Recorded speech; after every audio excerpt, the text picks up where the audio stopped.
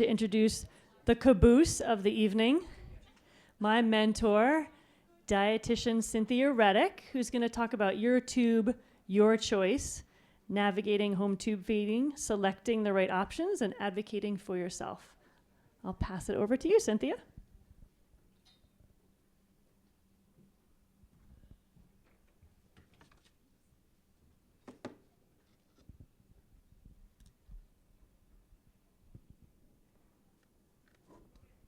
In August of 2022, I emailed Rick Davis and asked him a question as we were both preparing to present at the upcoming virtual Oley conference. And I asked him, what do you wish you had known about tubes, about formula, about all the things tube feeding related earlier in your journey on tube feeding? And I wondered, the reason I asked him that was I wanted to know, would that have changed his experience in any way? It was important to me. And he answered my questions for the most part. And I want to share with you what he shared with me in that email. And I also want to recognize him for the spectacular human that he was, not only in our tube feeding community, but outside of it. He was a giver. He was a connector. He was an adventurer, an inspirer, and he was, in fact, inspired. And I will miss seeing him at Oley conferences and our playful banter and our mutual admiration society that we resided in. Rick Davis, a longtime Oley ambassador and tube feeder, board member, and former Oley president, passed away last month. And this tube feeding community will miss him, as will I. My name is Cynthia Reddick, and I have the honor of sharing my perspectives on the subject of navigating home tube feeding and selecting the right feeding tube, the right formula, and advocating for yourself, because in my opinion, it's your tube, it's your prosthetic, it's your access device, and so you should have a say in the matter.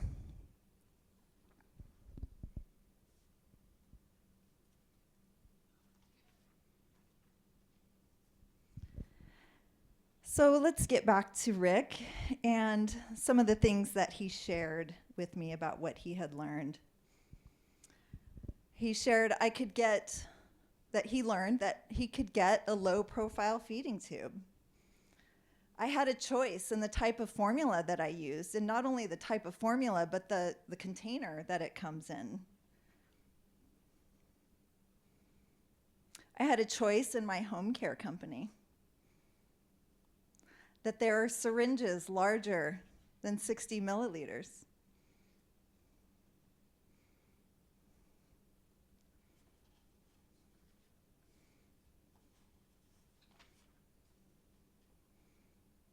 I learned how to take care of my stoma, how to feed myself more efficiently and more effectively. And I learned that others would gladly share their experience with me. I learned that GI doctors, surgeons, nurses, and dietitians, and PhD researchers wanted to know more about my challenges and how they could help me. And Rick learned these things by attending his first Oley conference in Anaheim, California in July 2002. And that was a year and a half after he had his feeding tube placed. Imagine how his journey could have changed if he had come sooner. So I thought about, what do I want to leave you with today? So I'm going to call it a Thriver Toolkit, a home enteral nutrition Thriver Toolkit. And what are the things that are going to be in this toolkit for you, or things that you should know? What questions should you ask your healthcare provider, your physician, your dietitian, your nurses? When should you escalate and ask for help and advocate for yourself? When do you get tired of the situation that you're dealing with every single day? How do you escalate? And what choices do you have with your feeding tube?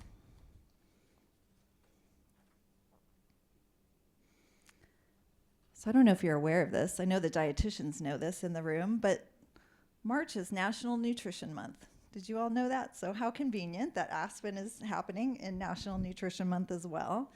And every year, the Academy of Nutrition and Dietetics, they put together a marketing kit for clinicians, for those of us in the healthcare world that support nutrition, to help promote this idea that March is National Nutrition Month. So I'll share with you some of it, because when I think about it, the Academy is different than Aspen. They have different focus. There's just a small section of clinicians that operate within the Academy that actually touch and cross over into nutrition support. So in many cases, it doesn't have anything to do with nutrition support. So I always try to run this campaign through my tube feeding lens. How can I make this relevant to my tube feeding patients? So this year's theme is Food Connects Us, and food is a connecting factor for many of us. This was discussed in several of the presentations earlier. It connects us to our cultures, to our families, to our friends.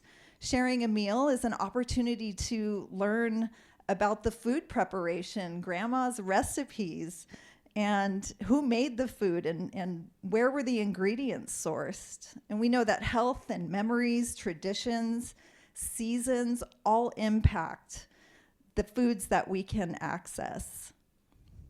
And these factors influence the foods we eat, and then the foods we eat impacts our health. So this is also true for people who are fed through feeding tubes. Why should it be any different? Think about how can we incorporate these concepts as clinicians into the lives and the tube feeding choices, not that we're making for our patients, but the choices we're making alongside our patients for what actually goes through that feeding tube. So as consumers of nutrition, enteral nutrition, particularly home enteral nutrition, your opinion, your preferences, your cultural beliefs about food and nutrition, and your food sensitivities, they all have to be considered and incorporated into your long-term formula plan. So again, it's your feeding tube, and you should be provided a menu of options and choices. And we know that some people get more choices than others, but it should be considered. So something for the dietitians in the room to think about. So now I want to go into my opinion, this is Cynthia Reddick's opinion, about the things that you should be asking your healthcare provider to ask about formula. And as we move forward, I'm actually going to ask you to engage, so this would be a good time for you all to get your phones out, because I'm going to have you answer some survey questions for me here in a minute. But these are my opinions. These are some of the things that you can ask your healthcare provider about the formula options that you have. What type of formula would be best for me, for my medical condition, and my nutrition needs? What should I do if I experience intolerance, like bloating, diarrhea, constipation? And if I want to include real food, like Jen was talking about earlier, how do I do that? Because it doesn't have to be an all or nothing proposition, right? So how do I start the process of incorporating real food into my diet? And are there signs that I should watch for that indicate that I may need a different formula option? All right, so now we'll go into, I want to know your opinion. So we've got clinicians in the room, we have consumers in the room. I want to know your opinion, and we can share this with our consumers as well. What do you think they should be asking about formula as they sit down to strategize and collaborate with their healthcare providers about their long-term nutrition plan? And you'll get to fill in several answers. And we know that in the beginning of the formula journey, you don't always have a say in what formula is chosen in the hospital, but by the time you get ready to go home, these are times when you can start considering other things that maybe weren't available in the hospital setting. And maybe there are things that are a little bit more in alignment with your beliefs about nutrition as well. Okay, so we've got some answers coming in here.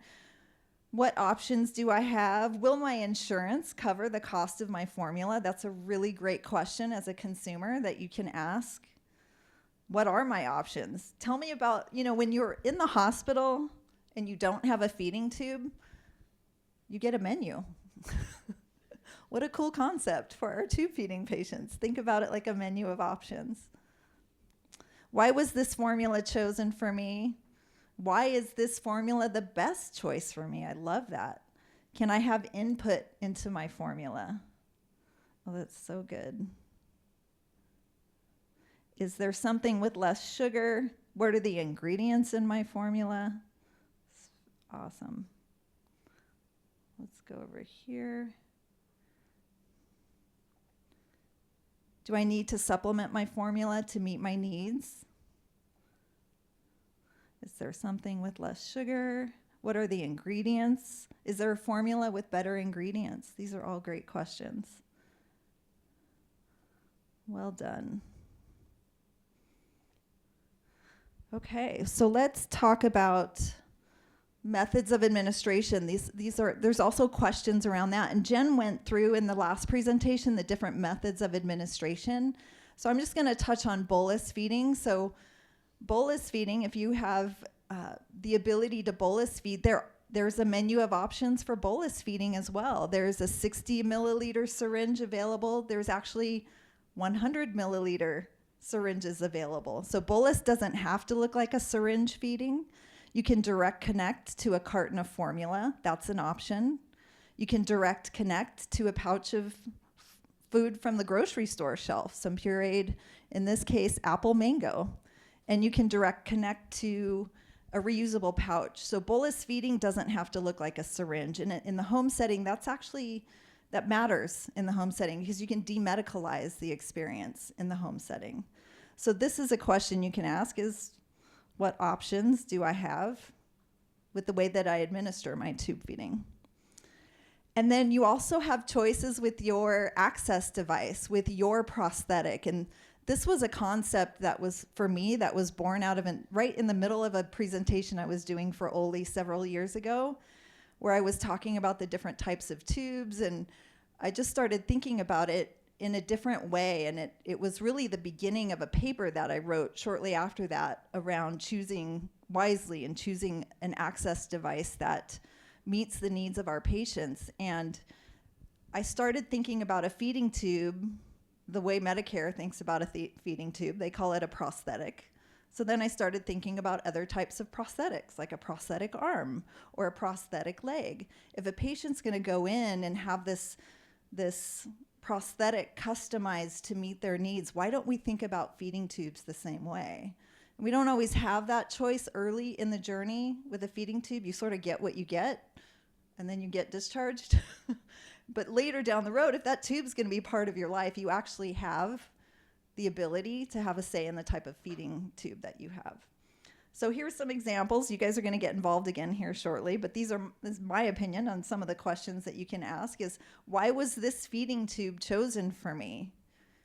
And your healthcare partner may or may not have an answer to that because they may be later in the journey, right? Well, let's talk about that. Maybe it's not the right choice for you.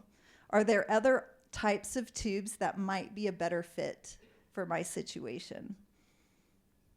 Who will be managing the care of my tube? This is a big one. Who's going to be driving the bus in that scenario? Who's going to be the doctor that's going to replace it when it gets funky? Who's going to be the doctor that's going to replace it when I determine this isn't a good fit for me anymore? Because it's probably not the same doctor that put it in. Are there signs I should watch for that indicate that that tube may need to be replaced? This is another good question that you can ask. Now I want to hear from you. So hop back into your Menti. And let's see what your opinion is. What questions should consumers ask about their feeding tube?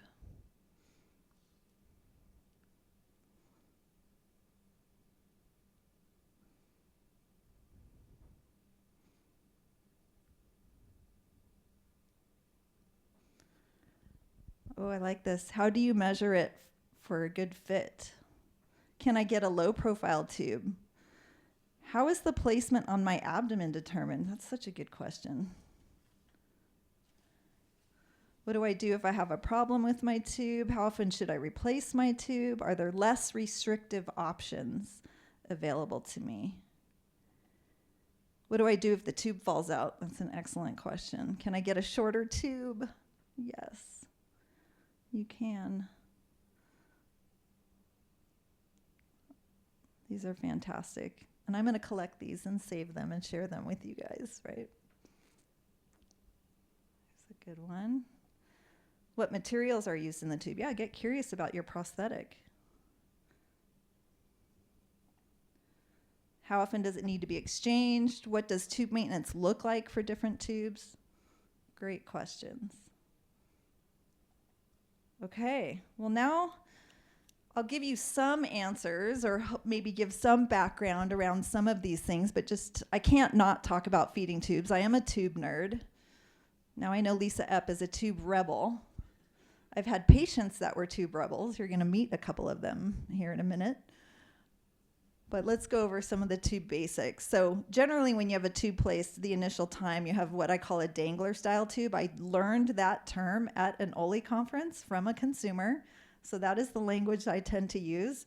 But a dangler style tube is usually the first type of tube. It can be a balloon retention device or it can be a non-balloon retention device. There's a couple of examples here for you.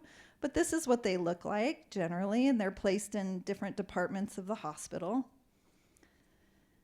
And this is just kind of a day in the life with a dangler, right? So sometimes people will tape it down, and there's different brands, so they're different colors. The colors don't necessarily mean anything, but this is what a day in the life with a dangler style tube can look like. In this case, the patient's pulled that bolster back and is getting ready to clean it. Here's another example. This dangler has 2 ports for feeding and flushing, and then the little white part is a balloon port. And as you all know, I could spend like a whole hour talking about feeding tubes, but we'll just go through this briefly. Then you've got non-balloon style low profile devices or balloon style low profile devices, also known as a button. And so these tubes are lower profile. They're kind of stay out of the way a little bit. And not everybody knows that this is an option when a tube is first placed for them. And it may not be the right option early in the journey, but later in the journey, if a patient's going to be living with this feeding tube, this may be something to consider. When you use a low profile device, you have to use extension sets to actually access that tube. So this is an example of a right angle extension set. It has 2 ports on the end of it. There are extension sets for right angle that have a single port. Some patients prefer just that single port. And the reason it's a right angle is it lays off to the side. When you're pump feeding, you're using it for a longer period of time, so it allows it to kind of lay out of the way. Then there are what we call bolus extension sets, and these you just kind of pop straight in, do a feeding, and then you pop it off. And they're larger diameter, so you'll notice that between the other 2 pictures on the left. Smaller diameter, they're designed for sort of slower trickle feeds or slower pump infusion. But that bolus style extension set can handle more volume faster because it's a larger diameter. And then a lot of people don't realize there are medication extension sets. So it's a shorter length. You don't have medication loss all through the tube, so that's an option for people as well. And this is an example of a before and after, a patient who had a dangler and then switched over to a low profile device. But, imagine, what daily life would be like with option A versus option B. It just depends on you and your life and if you're out and about. And that's what that might look like. This is a low profile device, just up close and personal. Nice healthy stomacite. You all don't get too many healthy stomacite pictures from me, so savor this moment. Looks good, right? And then this is a combination. So this patient has both a dangler and a low profile tube. So what I like about this picture is you can see on the lower tube, that's a button. You can see the extension set in action. So that's the right angle extension set. It plugs in, it lays off to the side, out of the way. And that's the jejunostomy tube. The tube up top is a dangler style. She likes that one for her stomach because she vents and drains, and it just works better for her. So now we'll go into the the pictures that don't quite look so pretty, but I'll go through this quickly. And this is just my PSA for tube feeding patients who are out there in the wild, tolerating things that are unpleasant. And you're just doing it because you've always dealt with it, and maybe people haven't taken you seriously about the complaints. So I'm here to tell you that these are situations that you don't have to live with. You can have some intervention. And so I would encourage you to escalate issues where you've got redness or irritation. This is a yeast infection and some problems at the tube site from chronic exposure to moisture and some gastric acid. So that tube site's quite irritated. This is a scenario where you would want to escalate that. This is called hypergranulation. I've had many, many patients that are told that it's normal and that no intervention is done. And so I'm here to tell you that it's not normal and there should be intervention, because hypergranulation just creates a mess and it creates an unpleasant environment around that tube site and really a bad relationship with your feeding tube, right? So this is one to escalate and advocate and push for resolution on, because there are home care friendly ways to address that. Leaky tube, this might be the most common thing our patients encounter. So if you have a leaky tube, it's great to protect the skin and use gauze and mop it up, but there's usually a root cause to why that tube is leaking, and that's what really needs to get tackled. So advocate for yourself for that. And then this is our yeast and mold-filled feeding tube. And so if you've got a tube that's starting to turn colors or develop mold or yeast inside, then it's time for you to escalate that issue and advocate for tube replacement. Otherwise, this tube will fail at 10 p.m. on Friday night, when it's just no fun to try to get a hold of somebody for help with that issue. And then, okay, so you're probably wondering, Cynthia, why is there a picture of gross gauze on in your presentation? But this is an example of when to escalate. If your daily life includes gauze that gets, soiled and moist and has that ooey gooey mess it's cleaning up, that's an indication that there's a problem at that tube site. You shouldn't be having to deal with these issues. So I would escalate your tube site issue if you're dealing with this situation every day. All right, now I will introduce you to a patient's story as well. And this is John, and I'll tell you about John because he advocated, it was really his wife that was advocating for him.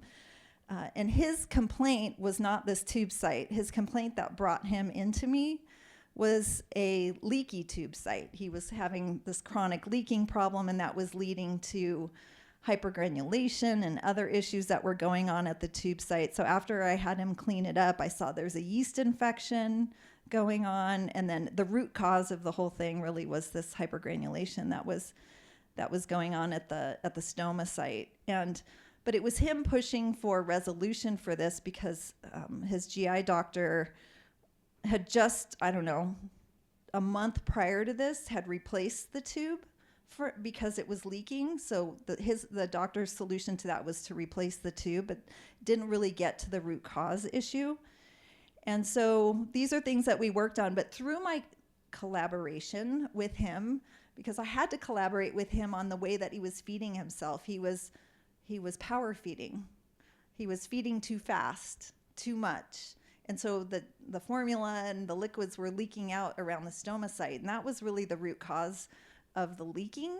So we collaborated to kind of slow things down and to have him spread his water flushes and different things out throughout the day so that it wouldn't leak. But through the course of this conversation and this collaboration, I realized this dangler tube is not a really good fit for his lifestyle. He's an active guy, and it was not a good fit. So we advocated for tube replacement. I helped him adjust his regimen with this collaboration, and we customized the feeding tube to fit his lifestyle and really pushed his doctor to consider placement in clinic replacement with a low profile device. And so this is what his tube looked like several months later. We resolved all the skin issues, and he was doing much better. And so I got an email from him, and it was titled, "Things That Are Better Without a Dangler." And I want to share with you what was in that email because it was very impactful for me.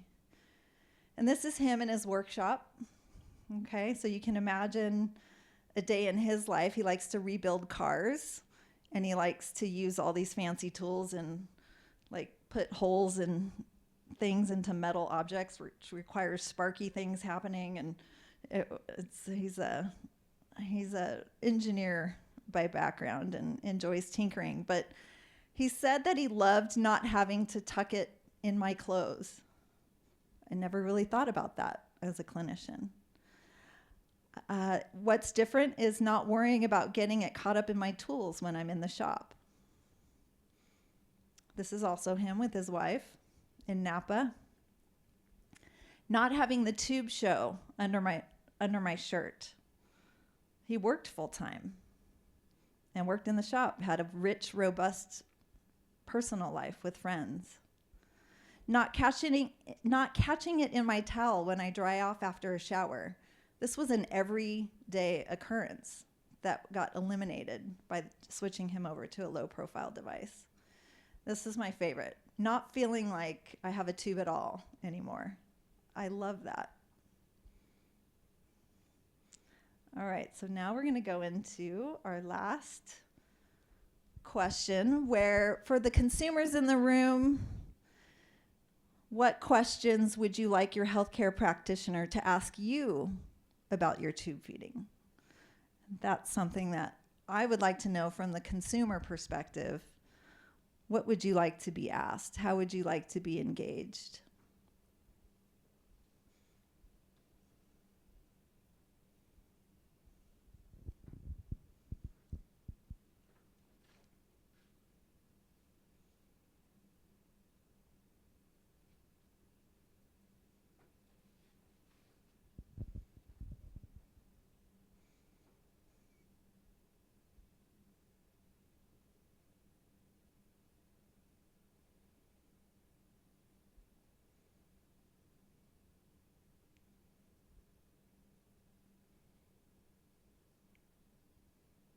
There we go.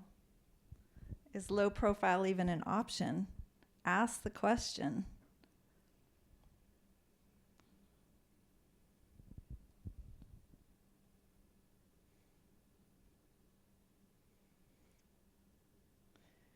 Yeah, what's life like with a feeding tube? How is it impacting your daily life? Yeah, and Lisa talked about this in the presentation earlier today. And I think that it takes a little bit of extra time as a clinician. Like, we're so time constrained and trying to just kind of move through and do our math and get the prescription dialed in. But I think it's important to understand as you're sitting down next to your patient, like, how is this feeding tube impacting your life? And, you know, maybe there's something that you as a clinician can do to adjust the regimen to help change that experience. How about a low profile without a balloon? Yeah, so I have there's a consumer who was having trouble with her. She has a like a button, a balloon gastrostomy tube, but it's placed in the J tube and as a jejunostomy, but her anatomy is such that balloon, there's two things going on. That balloon has to be underinflated in the jejunum, so it doesn't fill the entire lumen and create an obstruction. But because it's underinflated, it leaks chronically. So it's kind of stuck between a rock and a hard place. And there is a solution for that. And that solution is a non-balloon button. It's actually an option. She didn't even know that existed, that was an option. What unexpected challenges are you having? Okay, these are great. Thank you for playing. All right, so here's Rick again. Another fun fact about Rick is he lived in Salt Lake City, and he was very active in the business world, in the travel industry, and he had a lot of colleagues that he considered friends, and he would create these outings. They were called RDIOA. It was called the Rick Davis Invitational Outdoor Adventure. And so this is a picture from one of those, and the other pictures early on were from those outings. And so he would have repeat attendees to these fun events, and they started showing up with hats that had Ford on them. And Ford stands for Friends of Rick Davis. And so I'm here to indoctrinate you all into the Ford Club, because whether you knew him or not, you are all now friends of Rick Davis. He would be delighted to be here and to see you all learning about some of his stories. And lastly, I have this picture in every single one of my presentations. This is also Rick Davis. About 8 years ago, he showed up to the Oley conference that was down in Newport Beach, California. On the last day, we were having our luncheon buffet, and he's in line, and he lifts up his shirt, and he shares with me his brand new tattoo. So this was Rick Davis's tattoo, and of course I asked him, can I please have a picture of that, and can I put it in every single one of my presentations? Because it illustrates so much for me. So number one, it's a nice, healthy stoma site, which you don't get a lot of those pictures from me. So he has a beautiful stoma site, took really good care of it. He also had a really good and healthy relationship with his feeding tube. He was proud of it. It allowed him to do all these hiking adventures and the Rick Davis outdoor adventures. And he also had a fantastic sense of humor, which you can tell from this tattoo. But in conclusion, it is your device, it is your prosthetic, and you should have a say in all the things. So thank you.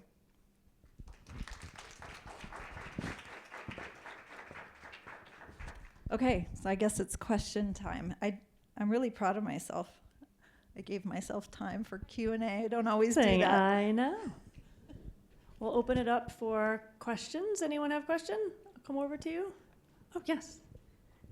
In regards to all the stoma sites and the gauze, I present that all the time to the nutritionist, the surgeon, and the GI doc, and they all say, and the granulation, like I've had it so bad where it's like burst and everything, and they all just say it's so normal. So how would you, when you say to advocate, they're telling you it's normal, you're fine. So as a patient, like I don't really know how to get around that. And if I can't get it through them, then how do you take care of prohibiting that from happening, like being proactive to not have that happen?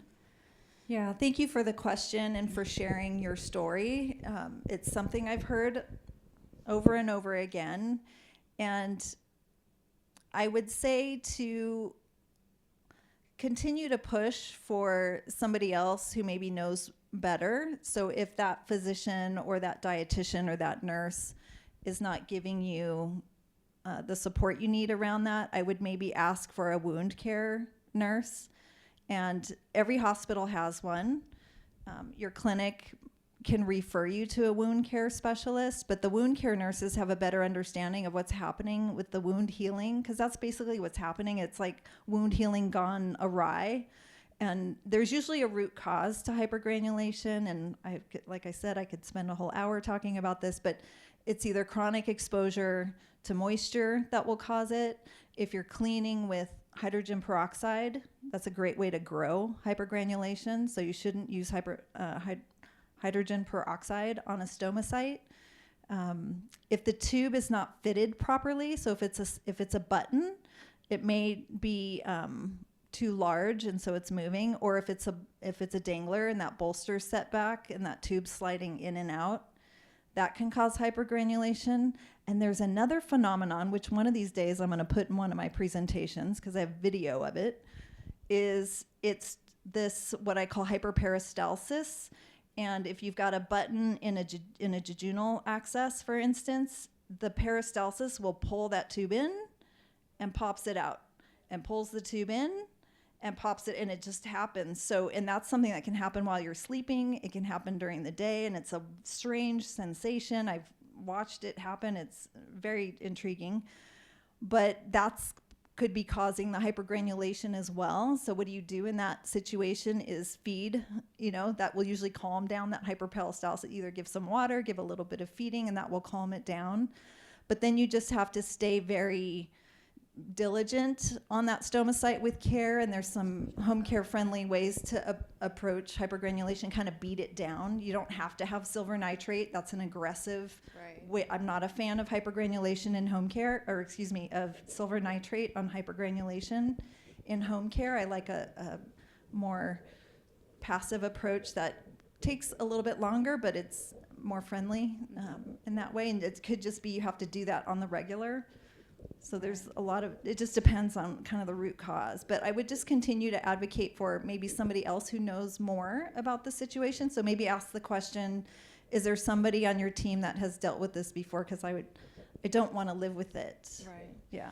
And then because I have a continuous feed 24/7 and the flush attached, would manual like syringe flushing help with things in between, or because they've said to do that, but then I'm never really sure what they mean. Yeah, not related to the hypergranulation per se, but I'm a fan of manual flushes over pump flushing. I think it's a better practice for keeping the tube clean. So that's my preference. Unless you have some very specific like fluid volume and tolerance issues, the flushing is not necessary at home. The pump flushing is not necessary in the home setting. Manual flush would work just fine. Okay. Thank you. Yeah, you're welcome. Thank you. Great questions. Any other questions? We have time for a couple more questions. All right. Last words, Cynthia? Just thank you for having me, and thank you, Kate Farms, for supporting this presentation and allowing me to share my experience with you today. And thank you, Oley, for this fantastic session. Thank you, Cynthia. And yes, thank you, Kate Farms, for sponsoring this very informative session.